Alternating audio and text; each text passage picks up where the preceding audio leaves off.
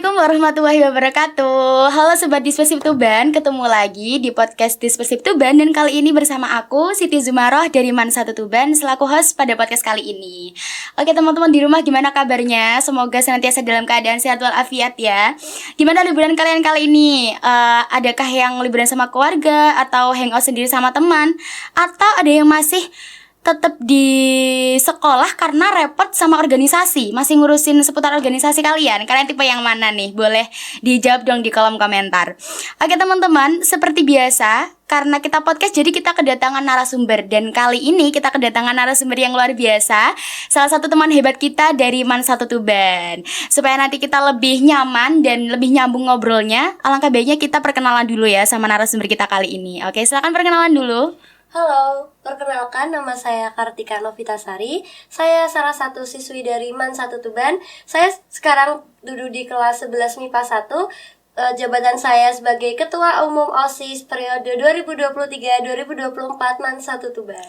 Oke, luar biasa. Karena buat informasi juga teman-teman, karena aku dan Kartika ini satu angkatan ya, jadi kita enaknya ngobrolnya langsung pakai nama aja supaya lebih akrab, dan semoga nanti kita lancar ngobrolnya di podcast kali ini. Oke teman-teman, sebelum kita mulai pembahasan ke tema kita kali ini, podcast Dispersif Tuban ini punya jargon.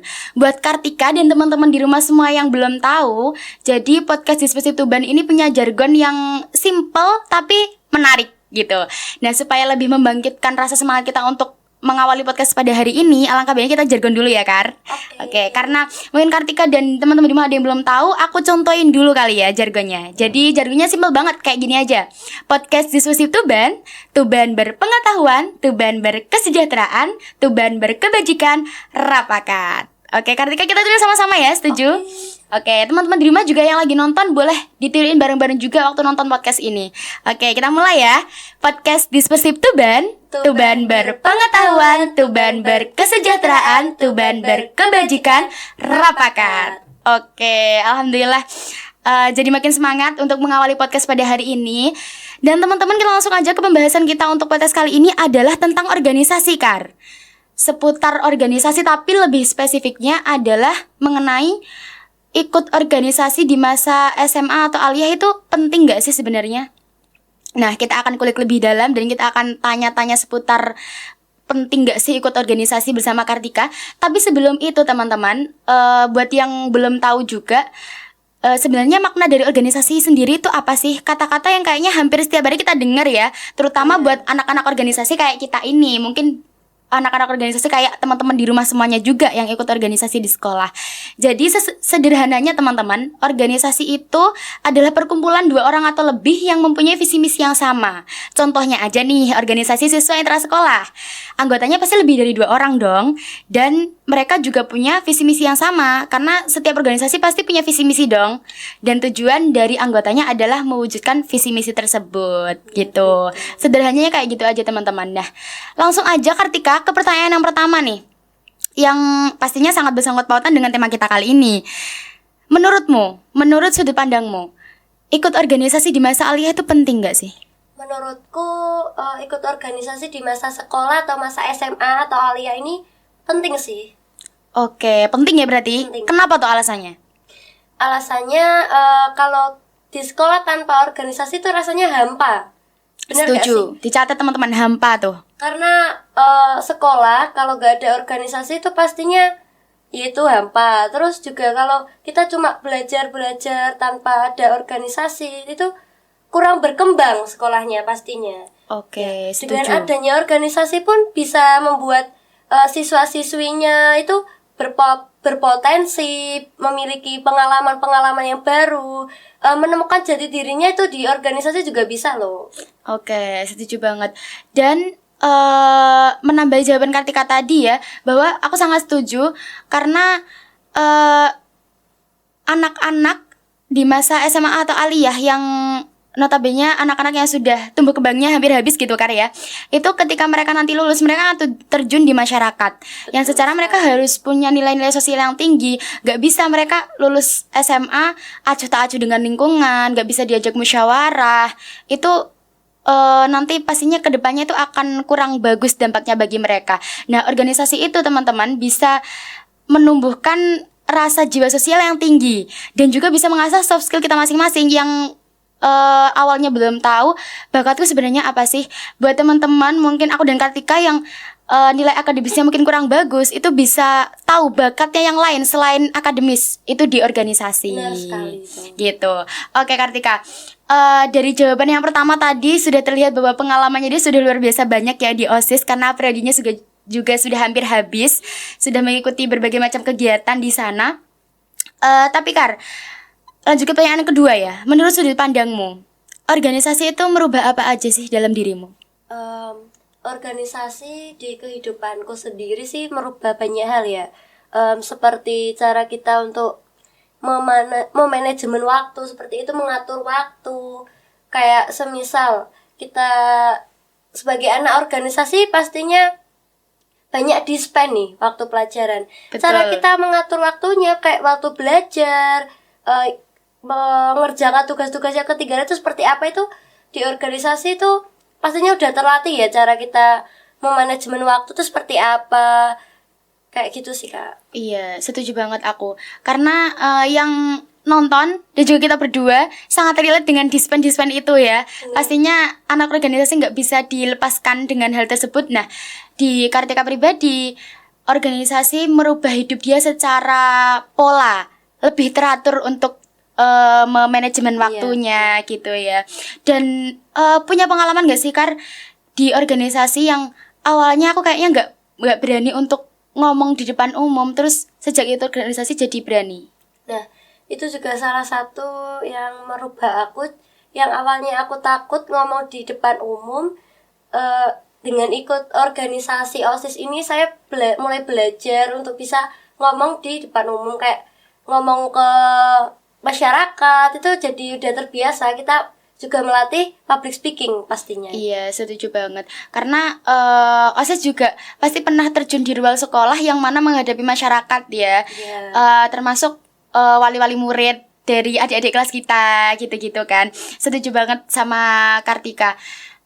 Karena teman-teman di rumah, bahwa mungkin teman-teman juga sudah tahu bahwa kalau mau pemilihan ketua OSIS kan harus ada orasi ya. Nah, kalau di MAN sendiri itu orasinya ada berbagai macam step gitu ya. Yang pertama ada orasi internal bersama OSIS sendiri, terus ada sama MPK, ada sama satu warga sekolah. Mengumpulkan keberanian untuk bisa berbicara di depan seluruh warga sekolah itu pasti harus luar biasa nekat ya Kar. Banget sih. Apalagi kita berbicara di depan kepala madrasah, yang mana kita berbicara di depan orang yang kita tahu lebih pintar dari kita gitu. Itu butuh keberanian yang luar biasa, dan itu bisa teman-teman asah di organisasi. Beda teman-teman yang nggak ikut sama yang ikut, itu pasti ada bedanya teman-teman. Bisa teman-teman observasi sendiri gitu. Oke. Dari jawaban Kartika yang pertama dan yang kedua dari pertanyaan yang aku kasih ke Kartika itu, kita sudah tahu bahwa pengalamannya luar biasa, ikut workshop sana sini, ikut menghandle berbagai macam acara di madrasah gitu ya. Tapi Kar, pengalaman apa sih yang akhirnya membuatmu berpikir bahwa kayaknya ikut organisasi memang benar-benar penting deh? Untuk pengalaman sendiri sih waktu diklat sih.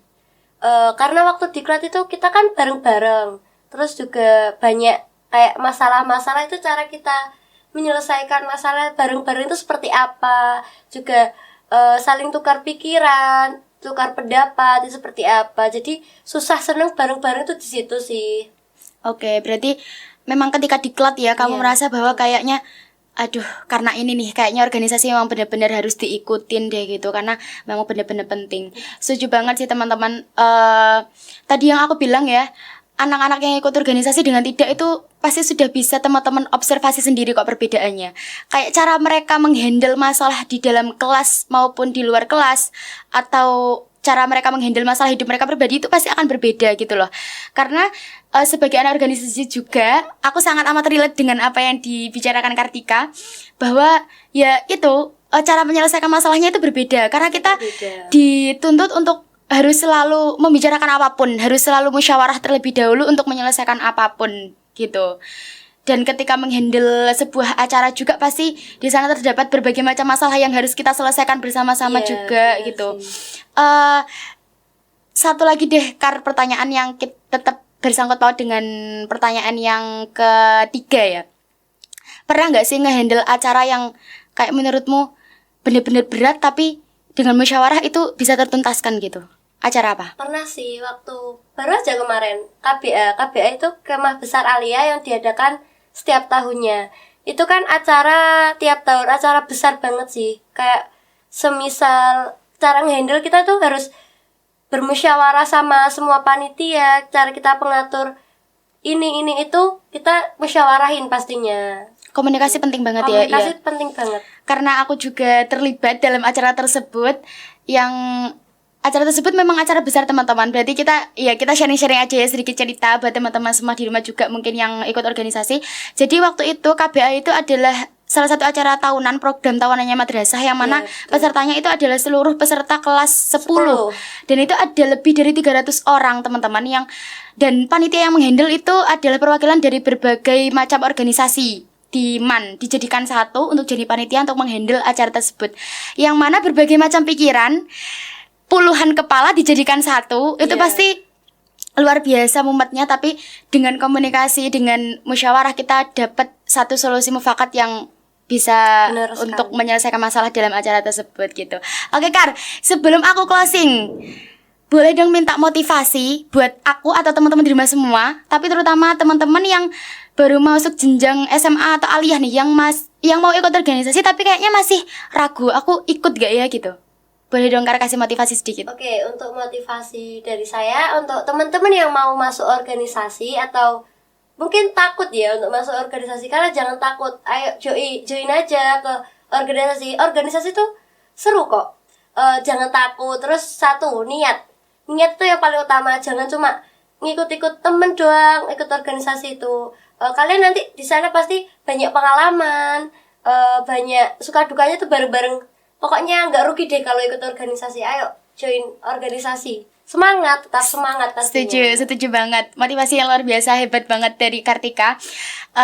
Menambah sedikit teman-teman, buat kalian yang masih ragu, ayo segera dimantapkan niatnya untuk segera ikut organisasi nanti ketika jenjangnya sudah SMA atau aliyah. Buat yang masih SMP juga boleh-boleh banget kalau mau join organisasi, karena pasti seru. Tapi bedanya kalau misalkan di aliyah itu kayak 70%-nya dihandle sama kita siswanya, dan 30%-nya baru guru. Kalau di SMP mungkin 50-50 ya, 50% gitu. Jadi lebih banyak serunya deh. Kalau kalian rugi banget kalau nggak ikut organisasi di masa SMA tuh.